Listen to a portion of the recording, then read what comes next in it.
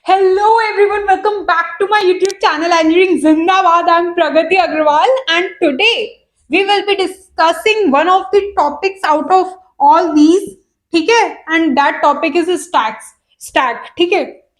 क्या होता है स्टैक, किस तरीके से डिफाइन किया जाता है, क्यों डिफाइन किया जाता है, कौन सा इंस्ट्रक्शन है जो डिफाइन करने के काम आता है। मैं एक्चुअली मतलब जो भी स्टैक का सब कुछ है मैं इस वीडियो में कवर कर देना चाहती हूँ। ऑल्दो मैंने पिछले वीडियोस में कहीं ना कहीं स्टैक को उठाया है और आप लोगों में से ऑलमोस्ट सबको वैसे पता भी होगा, बट स्टिल मैंने इसको सेपरेट वीडियो में इसलिए डाला है बिकॉज कभी कभी क्वेश्चन होली स्टैक्स के ऊपर आता है, तब लिखने में पॉइंट्स नहीं बन पाते हैं। ठीक है, तो कंसेप्ट का आइडिया होना कि क्या है और उसे प्रेजेंट कर पाना, दोनों में डिफरेंस होता है। सो या लेट्स गेट स्टार्टेड। मैंने एक डायग्राम बनाया है, this will be surely helpful for you all in the exams के अंदर आप इसे बना के जरूर आना। बहुत सिंपल चीज है, अभी बता देती हूँ।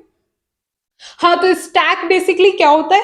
स्टैक मैंने आपको पहले भी बताया था कि एक तरीके से आप ये समझ लो कि कोई मतलब लोकेशंस है, आप उसमें डेटा सेव कैसे कर रहे हो, उस कंसेप्ट को हम स्टैक का नेम दे दिया हमने। ठीक है, आप डेटा कैसे सेव करते हो? मैंने आपको बताया था कि हमने stack of books, stack of plates पढ़ रखा है कि जो एक बुक है उसके ऊपर दूसरी बुक, उसके ऊपर तीसरी बुक है, उसके ऊपर चौथी बुक। तो एक बुक के ऊपर दूसरी रख रहे हो तो उसके ऊपर तीसरी रख रहे हो, तो आप क्या कंसेप्ट, मतलब ये कौन सा ऑर्डर फॉलो कर रहे हो? आप इसमें last in first out follow कर रहे हो। लास्ट इन फर्स्ट आउट मतलब लीफो। इसका मतलब ये है कि जो बुक लास्ट में गई, लास्ट इन, वो फर्स्ट आउट होगी। तो जिस तरीके से आप डेटा को स्टोर कर रहे हो इस मेमोरी के अंदर, ये क्या है? मेमोरी है। कौन सी मेमोरी है ये? अभी देखो भाई, स्टैक तो हमने नेम दे दिया है, ये होने को तो कोई लोकेशंस ही है जिन पे डेटा सेव हो रहा है। ये लोकेशंस कौन सी है? जो मेमोरी की लोकेशंस है वही है। ये कौन सी मेमोरी है? रीड राइट मेमोरी है, जिसे आप रैम भी बोलते हो। ठीक है, तो जो रीड राइट मेमोरी है उसके अंदर हम डेटा स्टोर कर रहे हैं। किस फॉर्म में? लीफो ऑर्डर के अंदर स्टोर कर रहे हैं। मतलब जो लास्ट में सबसे ऊपर गया टॉप पे, वो सबसे पहले, लास्ट इन, जो सबसे लास्ट में गया वो फर्स्ट आउट होगा। ठीक है, अगर उसको निकाला गया तो वो फर्स्ट आउट होगा। ठीक है, पहले निकाला जाएगा, लास्ट जो अंदर गया वो फर्स्ट आउट होगा। ठीक, बहुत सिंपल है। मैं क्यों रिपीट किया वो मुझे भी नहीं पता, काफी काम आता है एग्जाम में, आप पॉइंट्स नहीं लिख पाओगे इसलिए। ओके, तो ये जो रैम है, रीड राइट मेमोरी, अब देखो ध्यान से सुनना मेरी बात, ये क्या है? रैम है। ठीक है, तो मैं इसे मिटा देती हूँ और मैं इसे फर्दर एक्सटेंड करके बनाती हूँ। तो और इसके एड्रेसेस दे देती हूँ, आपको कुछ एक्सप्लेन करना है मुझे।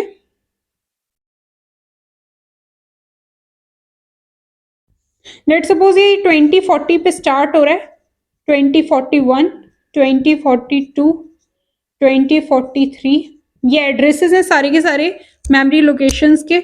2044, 2045, 2046, 2047। ये मैं क्यों लिख रही हूँ अभी आपको पता चल जाएगा। 48 आप कहीं से भी ले सकते हो, 2000 से भी स्टार्ट करते हो, देयर इज नो प्रॉब्लम। ठीक है, इट्स जस्ट एन एग्जाम्पल आपको एक्सप्लेन करने के लिए कुछ चीजें। यस, 204A, 204B, क्योंकि 9 के बाद ABCDEF आता है, 10 to 15 को रिप्रेजेंट करने के लिए A to F यूज करते हैं हम अल्फाबेट्स। ठीक है, इसलिए मैं ये लिख रही हूँ। हेक्साडेसिमल के अंदर है ये सारी की सारी वैल्यूज, तो आप इनके आगे H भी लगा सकते हो, that's not a problem. 204C, 204D, 204E and 204F। ठीक है, अभी ये हमने कर दिया। इसके बाद आता है अपना 2050। ठीक है, इन्हें अगर आप बाइनरी के फॉर्म में लिखोगे तो ये 8 बिट्स के हो जाएंगे, और ये भी मतलब मिला के 16 बिट्स के हैं ये। अगर आप इन्हें बाइनरी में लिखोगे तो इसमें अगर आप 1 ऐड करते हो तो 2050 मिलेगा। ठीक है, नाउ मैं आपसे क्या कह रही थी, ये मैंने बना दी मेमोरी, स्टैक बना दी है मैंने। ठीक है, मतलब मेमोरी जिसमें डेटा स्टैक के फॉर्म में स्टोर हो रहा है। लेट्स सपोज आपका स्टार्टिंग एड्रेस है 2050। ठीक है, अभी होगा क्या, अगर आपने यहां से डेटा स्टोर करना शुरू किया इस लोकेशन से, तो और यहाँ पर से आपने सीधा 10 बाइट्स स्टोर कर दी मेमोरी की। लेट सपोज आपने 10 बाइट्स ऑफ डेटा स्टोर किया, मैंने आपको बताया था कि पर लोकेशन 1 बाइट ऑफ डेटा आता है, मेमोरी की हर लोकेशन पे 1 बाइट ऑफ डेटा आता है, ठीक है। तो यहाँ पे 1, यहाँ पे दूसरा, तीसरा, चौथा, पांचवा, 6th, 7th, 8th, 9th and 10th, ठीक है। और होता क्या है कि जो फर्स्ट लोकेशन होती है ना, उस पर डेटा स्टोर नहीं होता, वहां से पॉइंटर यहाँ पे अगर स्टैक में बिगनिंग है ये स्टैक की, तो यहाँ पे डेटा स्टोर नहीं होगा। फर्स्ट डेटा पहले ये लोकेशन ऊपर जाएगी, ठीक है, पहले पॉइंटर अबव जाएगा, फिर डेटा स्टोर होगा, फिर ऊपर ऊपर इस तरीके से जाएगा। तो इस तरीके से ये 10 बाइट्स ऑफ डेटा आ जाएंगी, ठीक है, इन लोकेशंस पे। अब हमारा टॉप यहाँ पर आ गया है ना, 2046। तो आपने यहाँ तक जो डेटा स्टोर किया, ठीक है, इस लोकेशन तक, अभी हुआ क्या, आपने देखा कि यहाँ तक डेटा स्टोर हो गया। अब लेट सपोज आपका जो मेन प्रोग्राम था, जो लिखा हुआ है मेन प्रोग्राम में, किसकी बात कर रही हूँ, ये तो डेटा था जो हम ऐसे टेम्पररी पर्पस के लिए जो अपनी रीड राइट मेमोरी यानी कि रैम के अंदर स्टोर करते हैं, ठीक है, ये तो वो डेटा था सारा का सारा। पर प्रॉब्लम ये है कि अगर अपना मेन प्रोग्राम है, मेन प्रोग्राम जो भी इंस्ट्रक्शंस को मतलब कंपोज करके बनाया जाता है, ठीक है, आपने कुछ एडिशन का प्रोग्राम लिखा था, ठीक है, अभी हो सकता है कोई बहुत बड़ा प्रोग्राम था, कुछ जो पर्टिकुलर कोई टास्क परफॉर्म कर रहा था, वो यहाँ पे आकर कोलाइड कर गया, लेट सपोज, ठीक है। तो ऐसा केस नहीं होना चाहिए कि आपने जो मेन प्रोग्राम, जो प्रोग्रामर है उसको दिमाग में रखना पड़ेगा कि लेट सपोज उसने 2030 पे कुछ ऐसे प्रोग्राम लिखना शुरू किया, तो हुआ क्या, वो कुछ मतलब कुछ अच्छे खासे मतलब बाइट्स का प्रोग्राम बना दिया उसने। तो उसने क्या किया, यहाँ पर इनको ओवरलैप कर दिया इन बाइट्स को, ये प्रॉब्लम हो जाएगी, तो ये ओवरलैपिंग ऑफ मेमोरी हो जाएगी। तो इसलिए प्रोग्रामर को ध्यान रखना पड़ता है कि जब वो डेटा स्टोर करे, मतलब आई मीन जब वो प्रोग्राम बनाए, तो उसको ध्यान रखना पड़ता है कि वो इस तरीके से बनाए कि वो जो far away from the location हो। जैसे अगर यहाँ पर 2050 से उसने डेटा रखना शुरू किया है, तो वो कोशिश करे कि जो अपना प्रोग्राम है वो 5000 करके कोई एड्रेस पे वो स्टोर करे, ठीक है। तो वहां से अगर वो प्रोग्राम को स्टोर करना स्टार्ट करता है, तो बिल्कुल काफी सेपरेट हो जाएगा, ठीक है, काफी डिफरेंस आ जाएगा मेमोरी लोकेशंस में, यानी कि यहाँ पर से लेके यहाँ तक काफी मेमोरी, और उसके बाद 5000, तो आप समझ सकते हो कि कितना दूर चला गया इस जो यहाँ पे जो स्टैक जहाँ पे डिफाइन करी है उसने ये। और स्टैक कैसे डिफाइन की जाती है अभी बात करते हैं उसकी। तो स्टैक डिफाइन करने का मतलब है कि जो अपना स्टैक पॉइंटर होता है, जो बताता है कि मतलब टॉप ऑफ द स्टैक, मतलब अभी जो पॉइंटर है अपना स्टैक पॉइंटर, मतलब top of the stack, not this one, not this one. तो ये क्या बता रहा है, top of the stack current. तो ये वो चीज स्टोर करता है कि अभी अपना पॉइंटर कहाँ पर है। तो अगर अपना पॉइंटर स्टैक पॉइंटर यहाँ पर है, तो हमारे को ध्यान रखना पड़ेगा, जो प्रोग्रामर है उसको ध्यान रखना पड़ेगा कि जो मेन प्रोग्राम की लोकेशन है वो far away from the stack pointer location होनी चाहिए, ठीक है, ताकि सब कुछ सेपरेटेड रहे।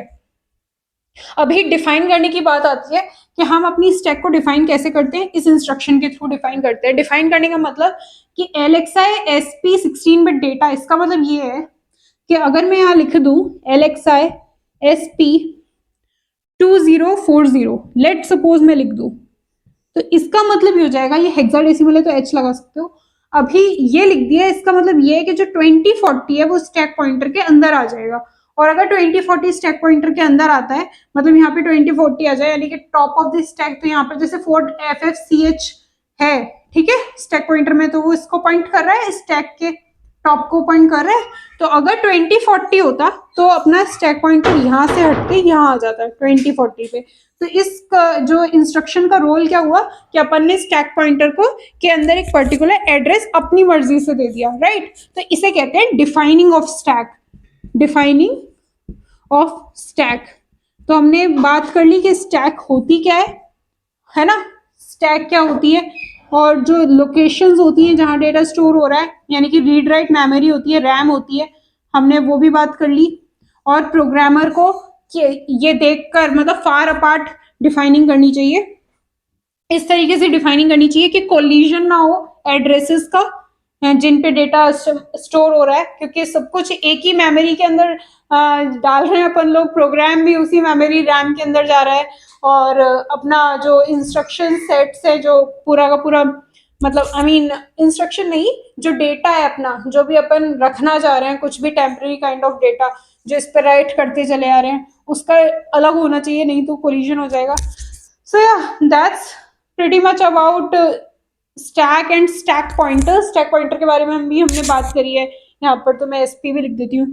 तो मैंने काफी बातें कर ली.